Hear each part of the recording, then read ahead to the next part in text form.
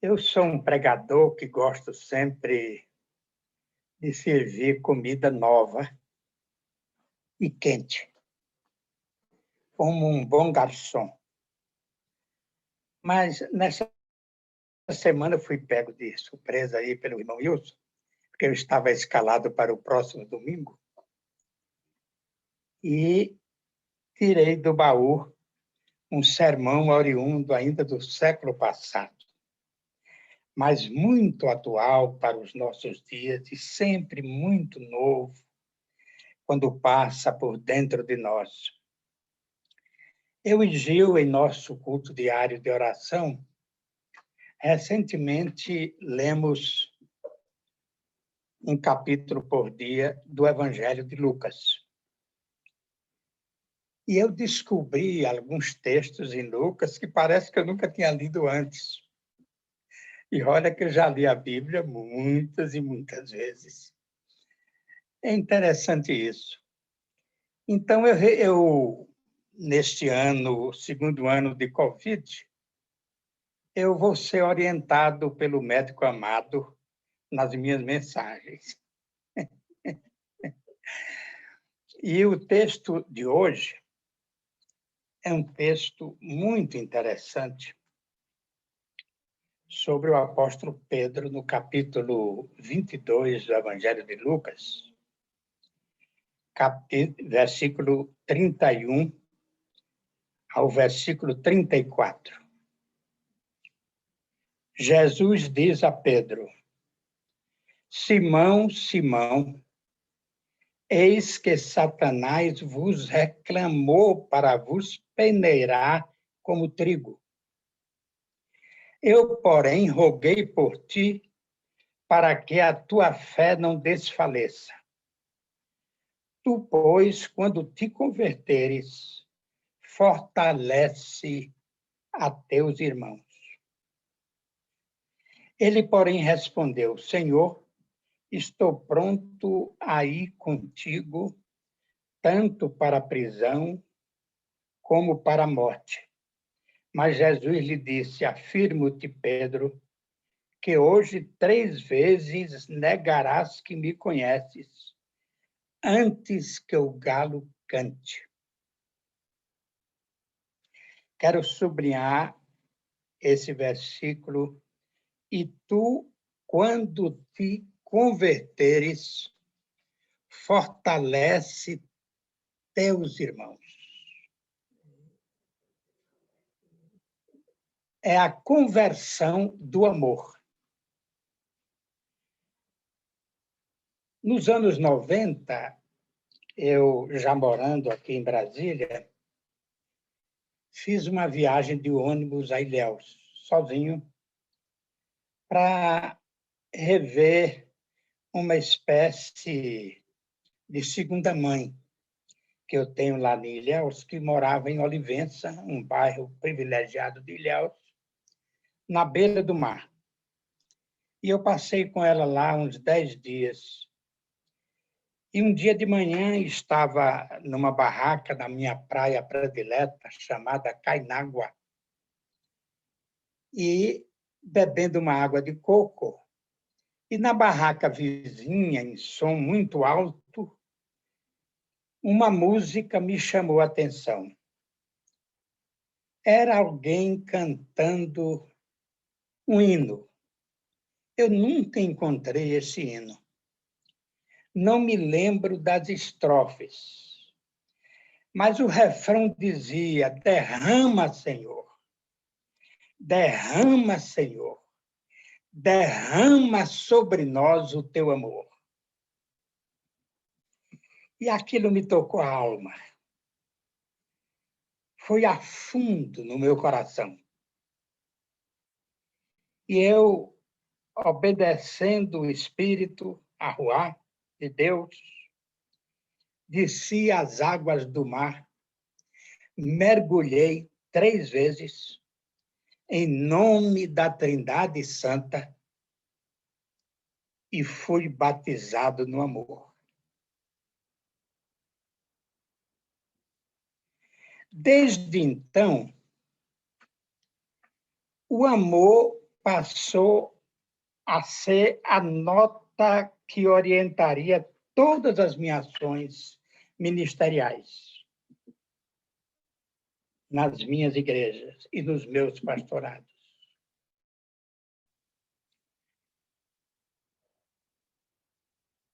Assim começa a gênese desse sermão inspirado na vida do apóstolo Pedro. O novo nascimento, a conversão, não é o fim da vida cristã, é apenas o começo. Na vida cristã, nós temos uma série de conversões. E a conversão ao amor é a maior delas.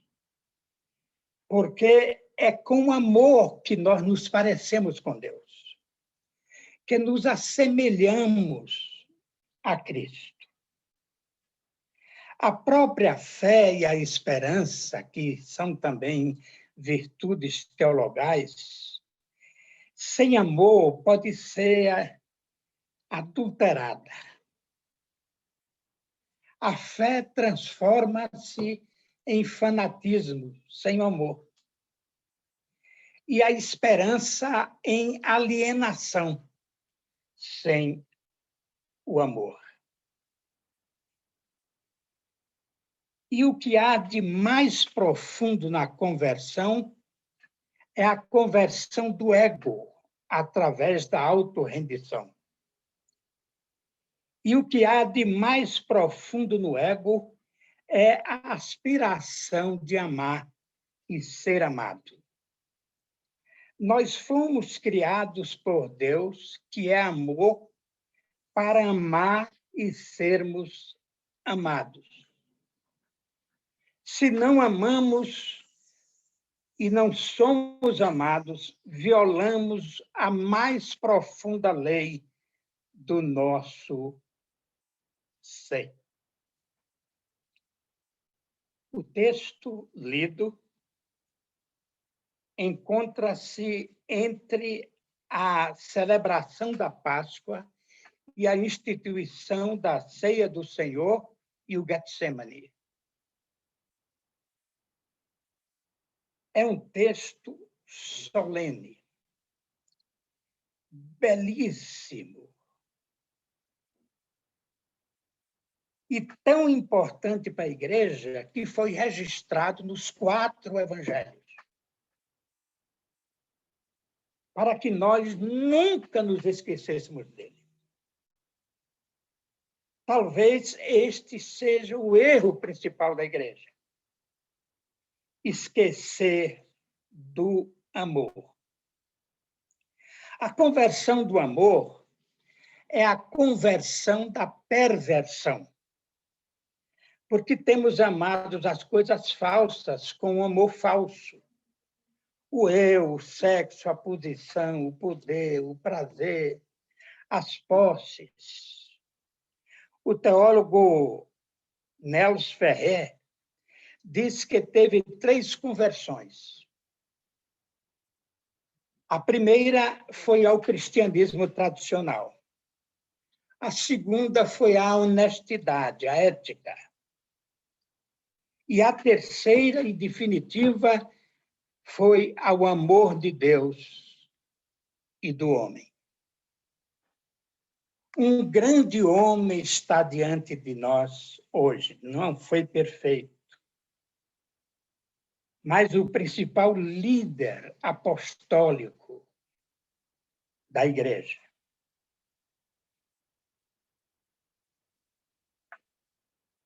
Como era a vida do apóstolo Pedro antes da conversão do amor? Em primeiro lugar, era egoísta. Senhor, nós deixamos tudo e te seguimos. Que recompensa teremos? Ora, seguir a Cristo já é um privilégio. Eu gosto muito do hino que diz assim: seguir a Cristo não é sacrifício, é um privilégio. A contenda pelos primeiros lugares no colégio apostólico tinha à frente o apóstolo Pedro. À véspera da cruz, eles levantaram essa questão: quem será o maior no reino de Deus? E a atitude de superioridade em relação aos outros apóstolos. Senhor, ainda que venha a ser tropeço para todos, nunca o será para mim. Estou pronto a ir contigo para a prisão ou para a morte. Por ti darei a minha própria vida.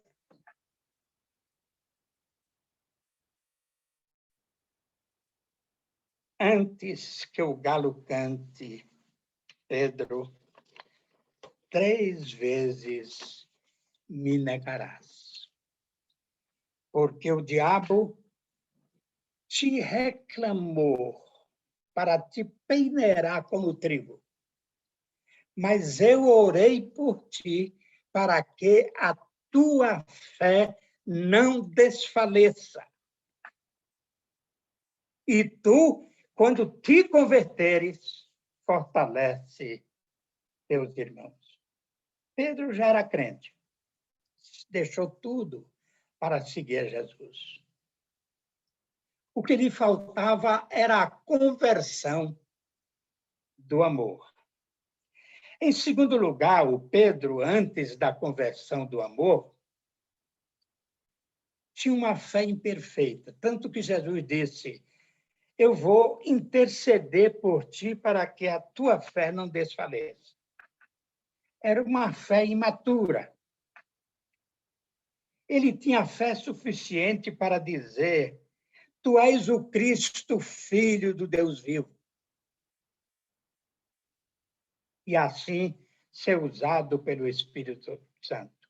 Ou então dizer: Senhor, para quem iremos nós? Só tu tens as palavras de vida eterna.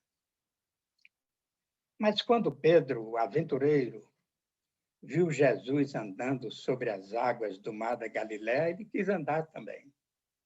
Jesus disse: vem. E ele deu umas 2 passadas.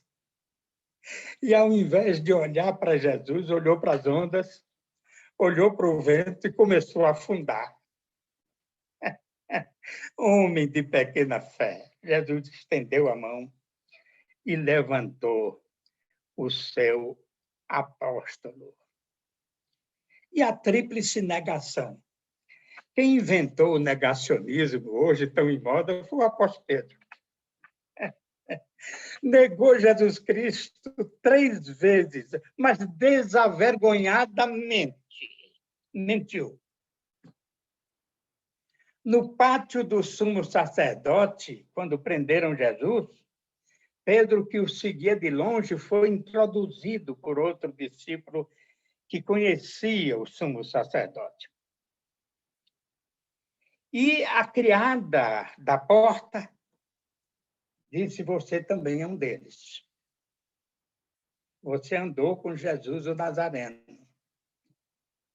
Você está enganado, eu não andei, não conheço esse homem. Depois, segundo Mateus, uma outra criada disse: verdadeiramente, você andou com Jesus o Nazareno. O texto de Mateus diz que Pedro negou com juramento: eu juro, não conheço esse homem. Mas aí já era um grupo enorme dizendo: você é também um dos discípulos dele, porque até o teu medo, o seu jeito de falar te denuncia. Ou o sotaque galileu, ou porque Pedro, convivendo com Jesus, já falava parecido com Jesus. Mas diz Mateus que Pedro começou a praguejar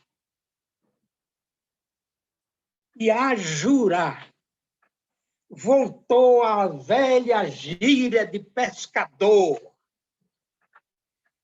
num linguajar olaviano,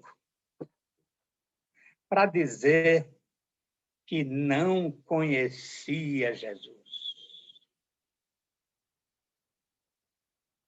E quando Jesus foi preso,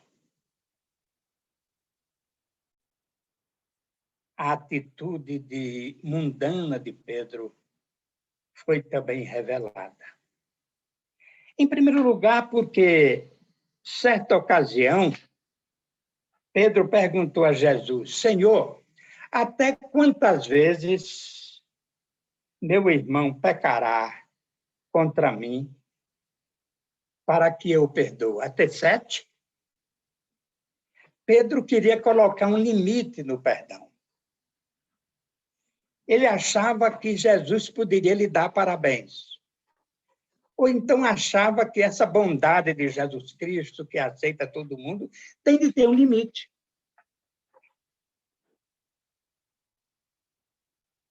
Eu não te digo até 7 vezes, mas a 70 vezes 7, ilimitadamente, se perdoa.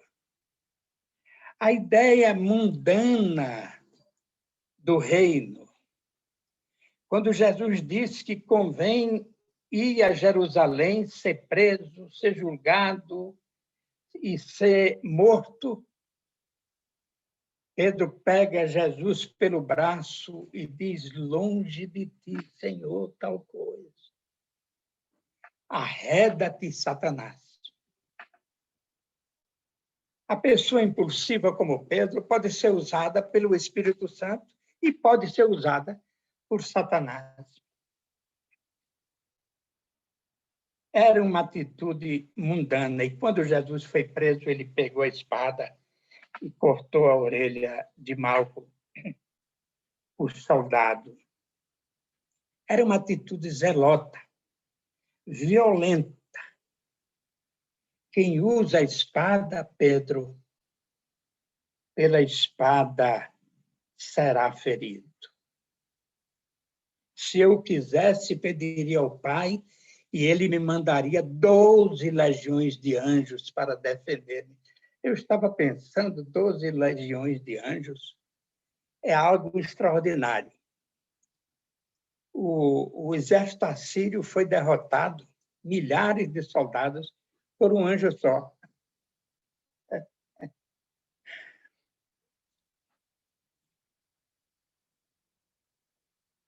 E a linguagem obscena, como ele disse, ele praguejou, ele voltou a olhar chulo para negar que não conhecia Jesus. Mas entre o Pedro, que seguia Jesus com ardor e zelo, e o Pedro convertido ao amor, está a cruz de Jesus Cristo. O amor se fez carne na cruz de Jesus Cristo e na encarnação de Jesus Cristo. Como pode Deus converter nossos amores se nós amamos tão mal? Através do mandamento? Seria a palavra transformada em moralidade. Isso não é cristão. Provando que o ódio é mau e que o amor é bom, seria a palavra transformada em filosofia. Dando leis e mandamentos para a vida comunitária, seria a palavra transformada em instituição. Tudo isso seria palavra transformada em palavras. Uma dissertação sobre a beleza do amor nos deixaria frios. Uma exortação ao amor não nos comoveria.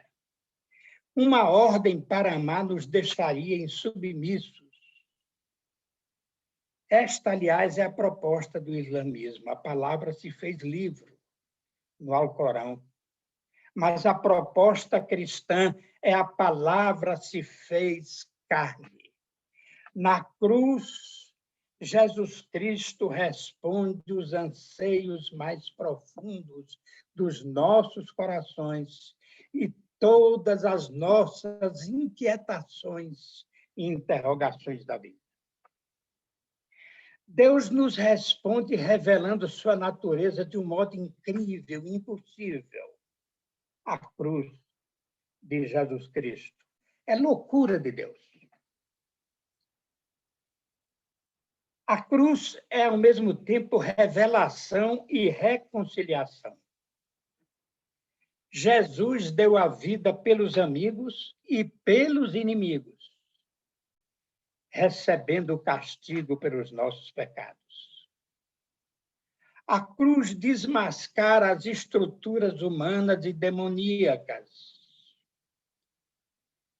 O apóstolo Paulo tem um texto curioso em Colossenses 2,15, que ele fala que Jesus Cristo na cruz humilhou os principados e potestades. Diz ele, Jesus assumiu a nossa dívida encravando-a na cruz.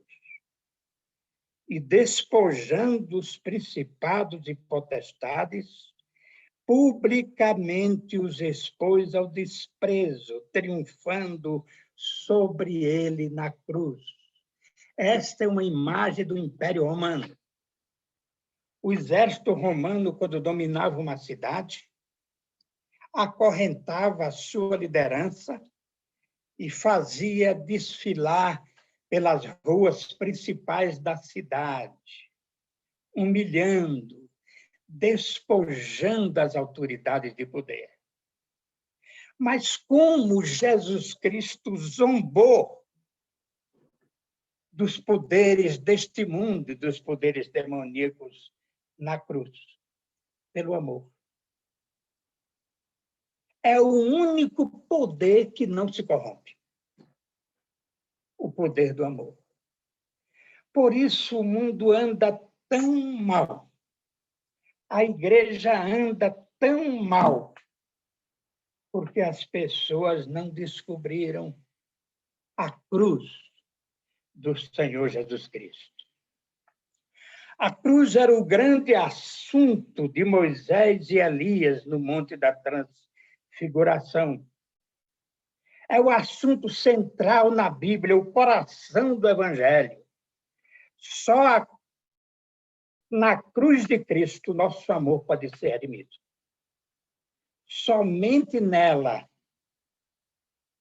é que o homem sente plenamente o que o separa de Deus.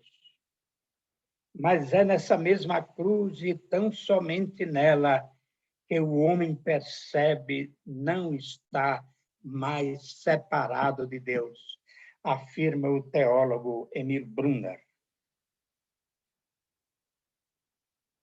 Jesus morreu na cruz.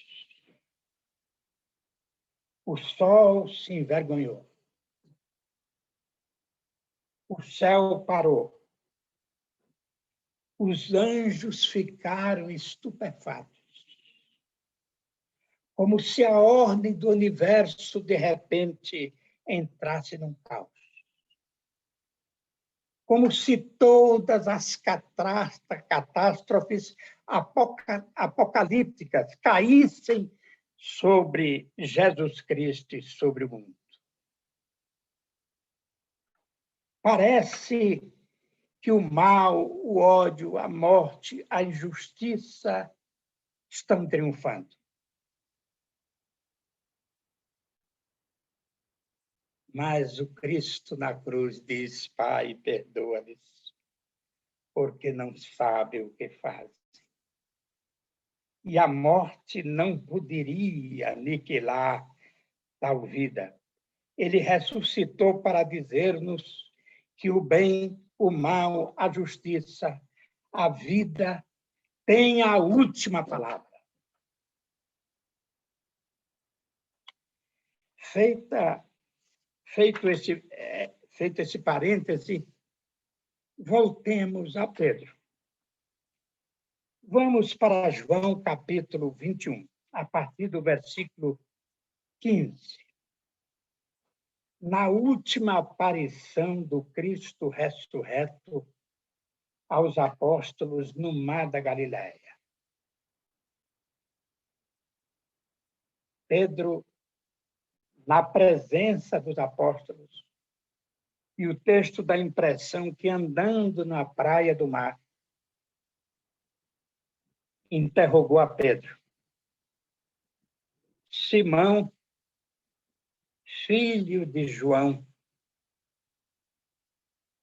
tu me amas mais do que todos estes?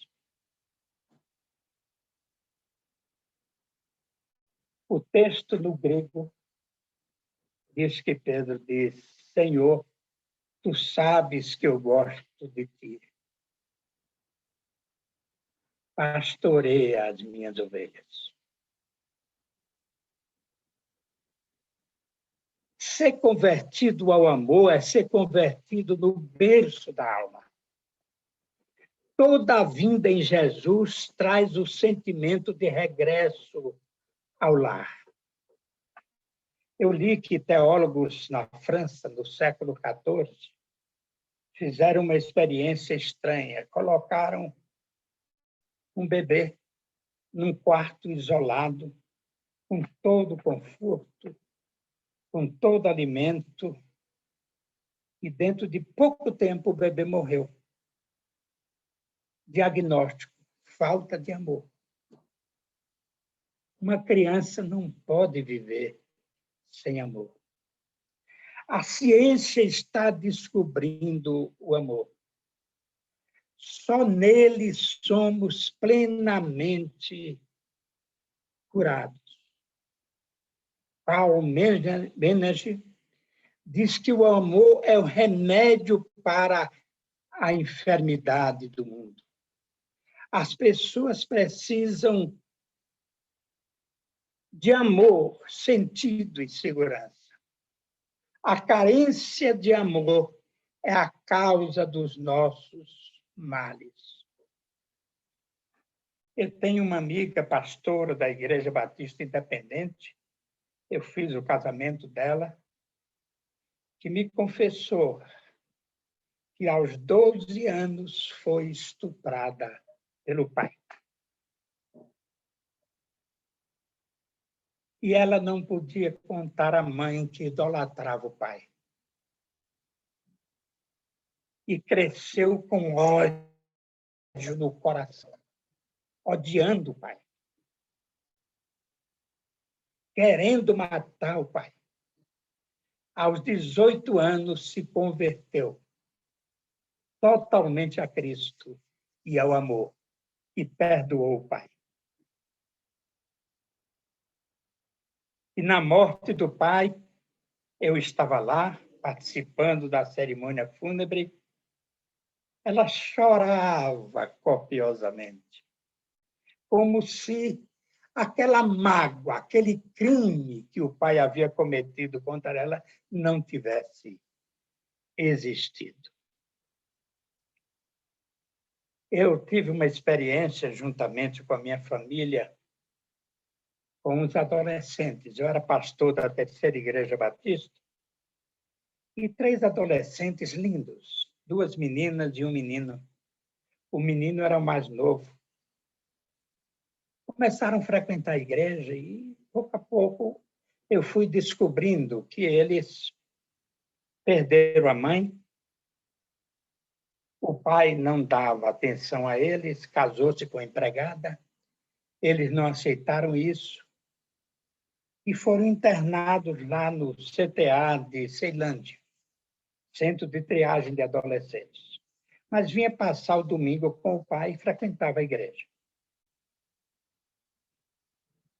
Conversando com eles, eles queriam um lar. De púlpito, eu fiz um apelo, falando das 2 meninas que não podiam ser separadas, e do menino. Um casal se prontificou e ficou com as 2 meninas, mas ninguém queria o menino. Eu trouxe para minha casa. Era da idade dos meus filhos mais novos. Era muito carinhoso. Onde eu estava, ele vinha para debaixo do meu braço. Menino louro, lindo menino. Coloquei na escola com os filhos. Ele me obedecia com muito carinho, mas não obedecia a Gil. A orientação de Gil era palavrão de toda sorte. Que o menino, eu digo, entre ficar com esse menino e divorciar da mulher, eu prefiro ficar com a mulher. E tive de devolver o menino ao CTA. Meus irmãos, foi de doer meu coração. Esse menino agarrava, a menina agarrava, e eu... Mas tive de deixar. Tempos depois, Josiel, de saudosa memória, andava por aí distraído, foi assaltado. E quem era o assaltante? Ele, o menino, Márcio. Quando reconheceu Josiel, uma brincadeira. Eu estou só brincando com você, que lhe dá um susto, né? Aquela coisa toda. Josiel veio me contar, o Márcio está na rua, assaltando. Que perigo. Depois ele veio em casa, tempos depois, dizendo que um professor universitário de música da Universidade de Minas Gerais ensinou piano a ele e ele ia dar um concerto no Teatro Villa-Lobos e estava ali com o convite para no teatro aqui nosso, para a gente assistir o concerto. Eu fiquei numa alegria enorme. Pianista, assim, tão rápido. Eu acreditei. Mas um membro da igreja, Macaco Velho, funcionário do Banco do Brasil, recebeu também o convite, porque ele passou uns dias lá quando eu saí de férias. E resolveu telefonar para o Hotel Nacional, não estava hospedado. Não tem ninguém aqui. Telefonou para a Secretaria de Cultura sobre essa audição. Não. Ele só queria mostrar que estava bem, num carrão. Depois, um casal de missionários foi assaltado entre Barreiras e Formosa, do Rio Preto, na Bahia. Foram amarrados e deixados amarrados nus numa árvore, roubaram a caminhonete. Saíram apressadamente, a caminhonete virou-se. E a polícia pegou. Lá estava Márcio, como um dos assaltantes.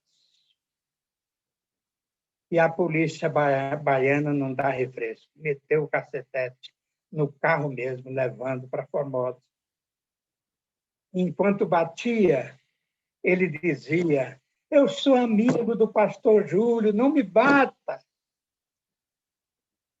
Quando eu soube disso, eu viajei, saltei em Formosa, do Rio Preto, fui direto à delegacia e perguntei ao delegado: você que o pastor Júlio, o Márcio dizia que era seu amigo, morou na sua casa, mas eu transferi para Teresina, que a gente não tinha condições de... E eu não soube mais notícia da Márcia. E quando eu me lembro disso, às vezes eu tenho assim, um remorso. Será se um pouco mais de amor não teria salvado essa vida? E Jesus volta para o seu apóstolo Simão, filho de João. Tu me amas? Tu realmente gostas de mim? Senhor, tu sabes que eu gosto de ti. Pastoreia as minhas ovelhas. E pela terceira vez, Jesus perguntou: tu me amas, Pedro? Realmente tu me amas?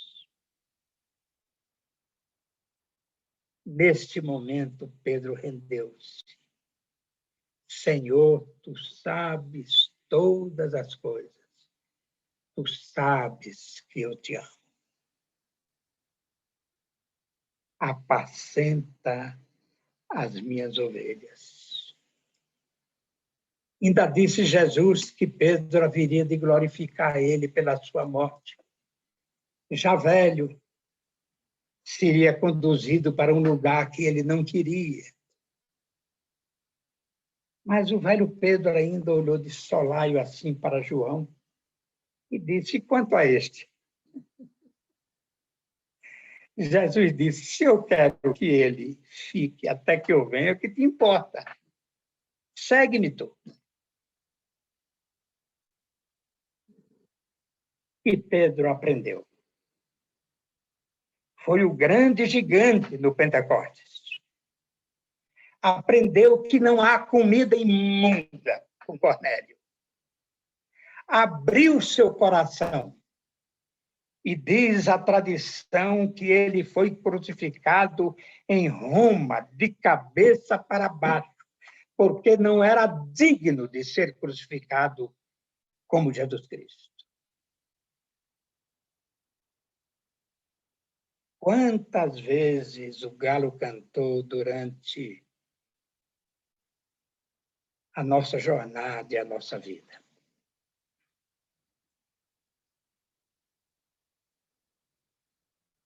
Jesus se dirige a nós individualmente com a pergunta essencial: tu me amas? Tu me amas? Tu me amas? Eu sempre digo aos pastores que o pastor é alguém especialmente tentado por Satanás. O maior prazer de Satanás é peneirar um pastor como trigo.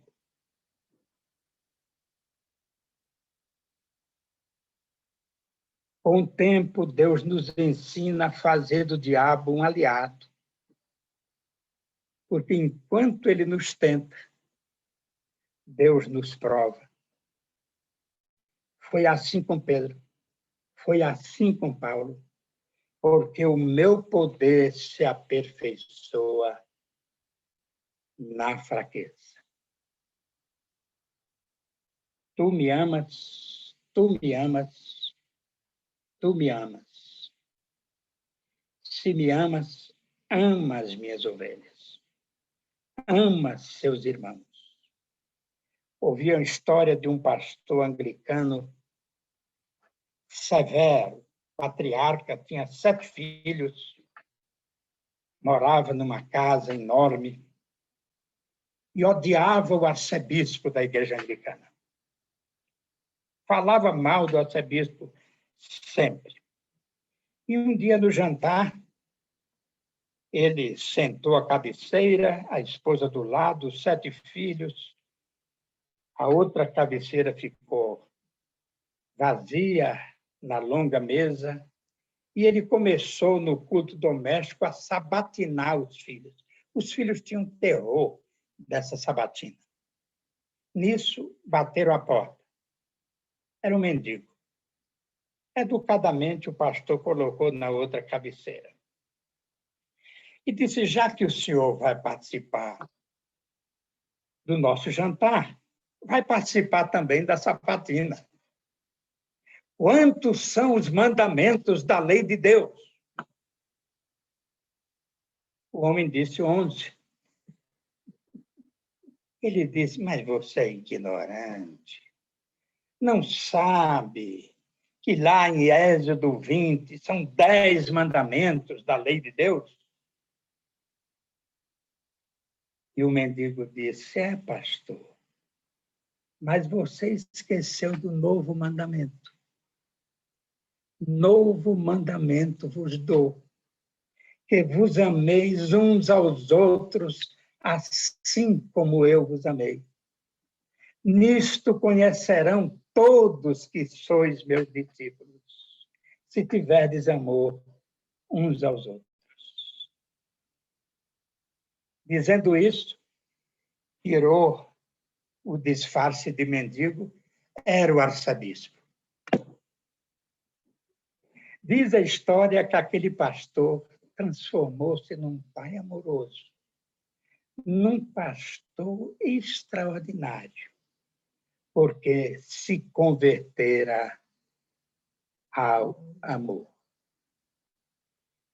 O amor é infalível, não comete erros, porque os erros são a falta de amor. E todos os vossos atos sejam feitos com amor, recomenda o apóstolo Paulo. Eu desafio os irmãos hoje a cantar como aquele irmão lá na praia. Derrama, Senhor, derrama, Senhor, derrama sobre nós o teu amor. Que Deus nos abençoe.